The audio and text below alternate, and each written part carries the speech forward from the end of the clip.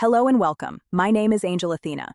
In the same way that Jordan Peterson ignored Homer, Euclid, and Socrates during his Logos lecture at Ephesus, where an ancient library was built to honor Homer, Euclid, and Socrates, https our youtube.com watch vi 9 by jcwmwbm historian Tom Holland also gleefully dismisses the Greeks' creation and exaltation of the West's self-evident truths.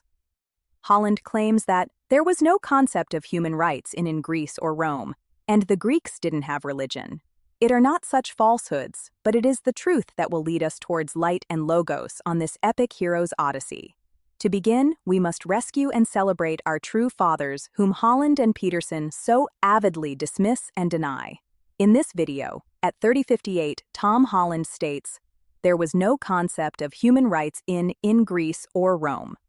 https youtube.com watch vi round favelmus v.g. In this video, at around 38 minutes in, our good friend Tom Holland states that the Greeks didn't have religion. https youtube.com watch v2 pnwq p2 and h. Let us examine these radical contentions. There was no concept of human rights in Greece or Rome, and the Greeks didn't have religion. Part 1. Tom Holland. There was no concept of human rights in Greece or Rome.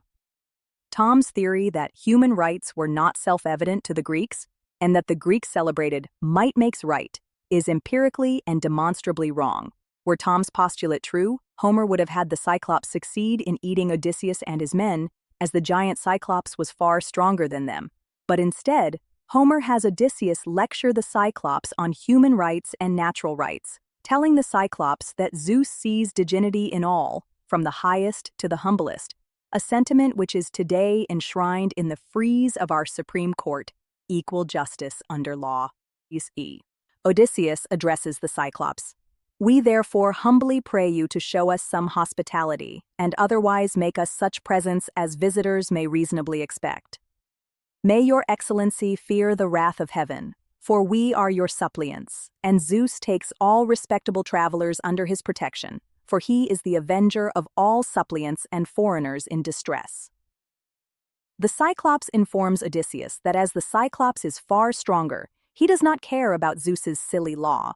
The Cyclops answers, "Stranger, you are a fool, or else you know nothing of this country. Talk to me, indeed, about fearing the gods or shunning their anger? We Cyclopes do not care about Zeus or any of your blessed gods, for we are ever so much stronger than they. I shall not spare either yourself or your companions out of any regard for Zeus, unless I am in the humor for doing so." When Odysseus blinds the Cyclops, he continues with his lecture on natural law and human rights. "Cyclops," said I, "you should have taken better measure of your man before eating up his comrades in your cave. You wretch, eat up your visitors in your own house? You might have known that your sin would find you out, and now Zeus and the other gods have punished you." There are dozens of such instances of human rights being celebrated by Zeus. When Odysseus returns to his kingdom disguised as a beggar, he is welcomed by a herdsman at the edge of town who states, "Stranger, though a still poorer man should come here, it would not be right for me to insult him, for all strangers and beggars are from Zeus." Zeus taught the Greeks to not only love and honor their neighbor, but to love and honor strangers and beggars too, for they are from Zeus, they are of Zeus, created in Zeus's image, who is always depicted in human form. Thomas Jefferson paid homage to these poetic, self-evident truths in the Declaration of Independence, writing, "We hold these truths to be self-evident, that all men are created equal, that they are endowed by their Creator with certain unalienable rights, that among these are life, liberty, and the pursuit of happiness." In Dominion, Holland writes, period. The general who had led the colonists to independence hailed the United States of America as a monument to enlightenment. "The foundation of our empire," George Washington had declared, "was not laid in the gloomy age of ignorance and superstition, but at an epoch when the rights of mankind were better understood and more clearly defined than at any former period." This vaunt, however, had implied no contempt for Christianity. Quite the opposite. Far more than anything written by Spinoza or Voltaire, it was New England that had provided the American Republic with its model of democracy, and Pennsylvania with its model of toleration. That all men had been created equal and endowed with an inalienable right to life, liberty, and the pursuit of happiness were not remotely self-evident truths. Holland, Tom. Dominion, How the Christian Revolution Remade the World. Pages 399-400 Basic Books, Kindle edition. The moment Holland writes the words self-evident, he has unknowingly surrendered to Euclid and the Greeks, to Locke and Jefferson, to Homer. Holland, the good historian, needs to acknowledge that the concept of self-evident truths derives straight from Euclid, the Greeks. Euclid built geometry on a few foundational axioms that were considered self-evident, such as a point is that which has no part, and a line is breadthless length. Locke reasoned that just as exalted geometry was built upon simple axioms, so too could a just society be built upon self-evident axioms. Again, Jefferson, as a student of both Locke and Euclid, birthed an idealistic nation by exalting in the light and logos of Euclid, Locke, and Homer, writing in the Declaration of Independence. We hold these truths to be self-evident, that all men are created equal, that they are endowed by their Creator with certain unalienable rights, that among these are life, liberty, and the pursuit of happiness. Thomas Jefferson, the author of the Declaration of Independence, stated, "As we advance in life, these things fall off one by one, and I suspect we are left with only Homer and Virgil, perhaps with only Homer alone." Thank goodness Jefferson, and not Holland, Jordan Peterson, wrote the Declaration of Independence, as Holland Peterson may well reflect, "As we advance in life, these things fall off one by one, and I suspect we are left with only Jung and C.S. Lewis, perhaps with only Lewis alone." Jung alone in Peterson's case. In Homer's noble poetry, Zeus is the guardian of the unalienable rights of all, from the highest to the humblest. The Greeks exalted natural rights and human rights as self-evident truths guarded by Zeus himself. Carved into the stone above the Supreme Court of the United States are the words, "Equal justice under law." Odysseus explained this Semirtical, Euclidean precept to the Cyclopes in Homer's Odyssey. For natural rights are at the center and circumference of Homer's Iliad and Odyssey. Has Tom Holland read Homer, Euclid, the Greeks? Once he does, will he rewrite Dominion? Part 2. Tom Holland. The Greeks didn't have religion. In this video, at around 38 minutes in, our good friend Tom Holland states that the Greeks didn't have religion.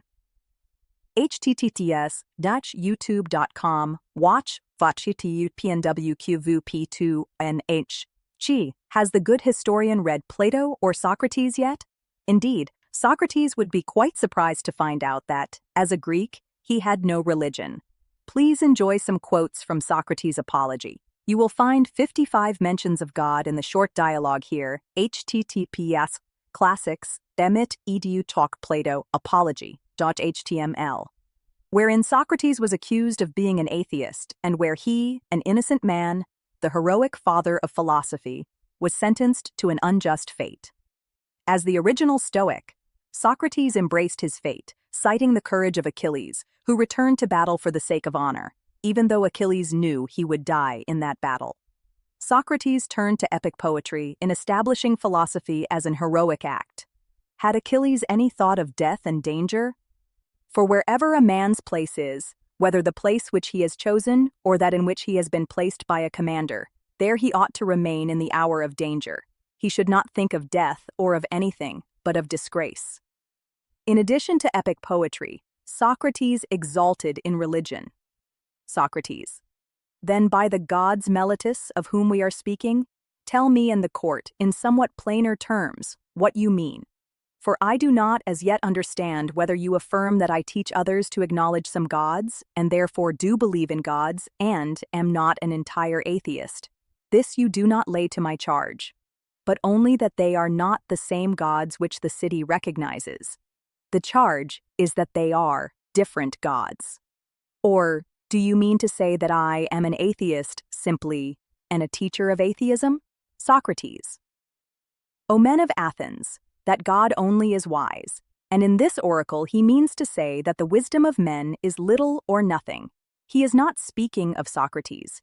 He is only using my name as an illustration, as if he said, "He, O men, is the wisest, who, like Socrates, knows that his wisdom is in truth worth nothing.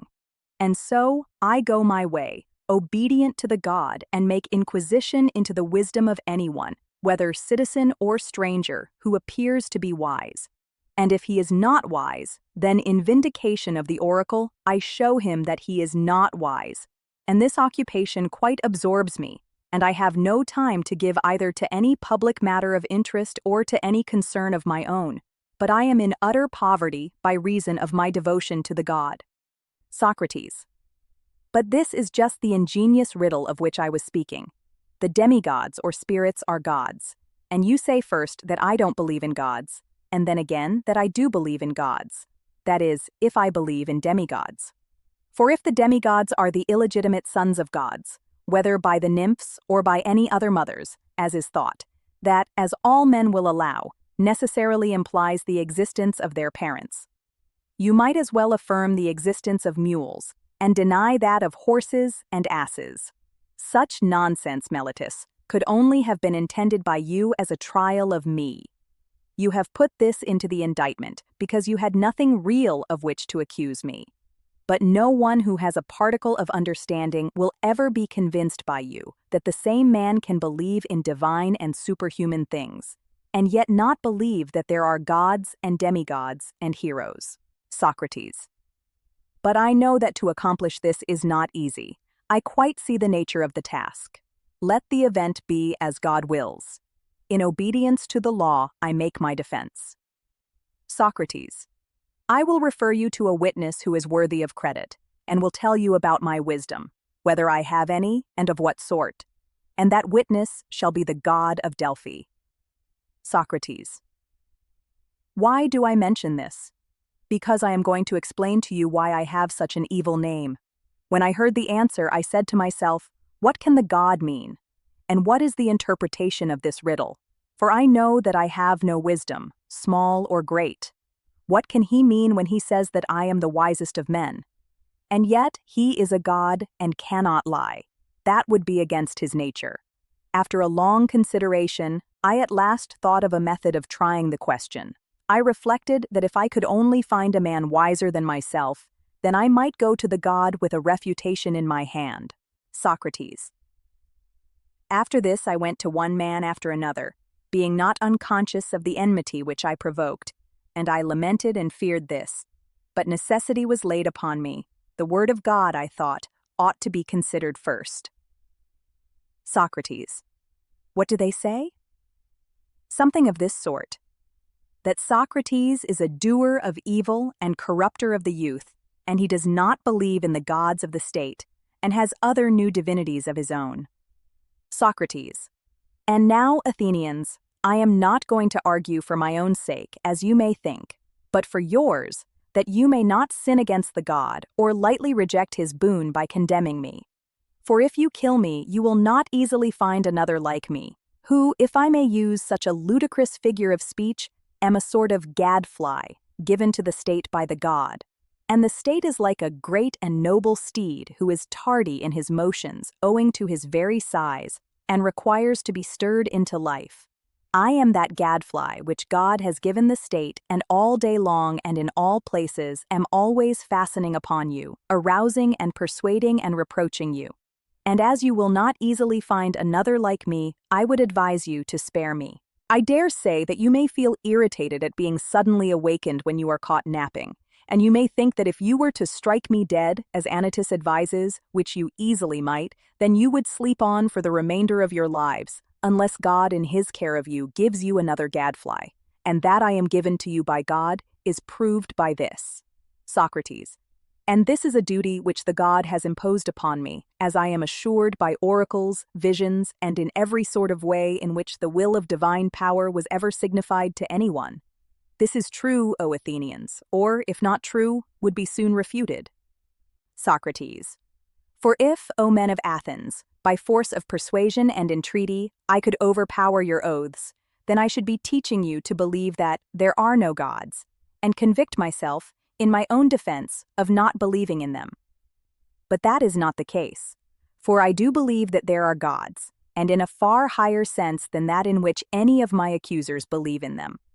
And to you and to God I commit my cause, to be determined by you as is best for you and me. Please enjoy the full, beautiful philosophical, poetic, and religious text here. https://classics.mit.edu Plato Apology. HTML. Homer, who exalted Zeus as the god of the stranger, suppliant, and beggar, as the god of justice for all, would also be surprised that the Greeks had no religion. As the weekend homework assignment, I would like the class to read the Iliad and Odyssey and find their favorite instances where natural rights and human rights are celebrated and exalted. There are dozens upon dozens of such instances, which we will discuss next week.